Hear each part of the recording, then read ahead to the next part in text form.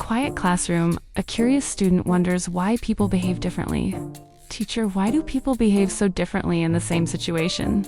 That's an excellent question, Dot. It leads us to an important subject called psychology.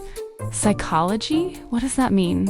Psychology is the scientific study of the mind and behavior. Did people always study psychology this way? No. Long ago, people explained behavior through beliefs.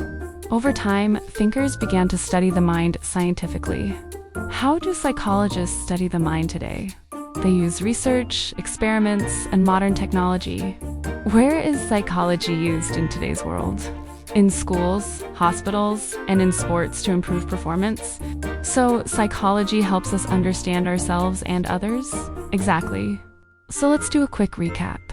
Psychology is the scientific study of the mind. It helps us understand our thoughts, and we use it everywhere. Ready for a quick quiz? First question. What is psychology the study of? The mind, that's right. Next, can you name a place where psychology is used? In schools, hospitals, and even in sports. Exactly. You're a star student. I understand now. Psychology is very important. Yes, it truly is. By understanding minds, we can create a kinder world.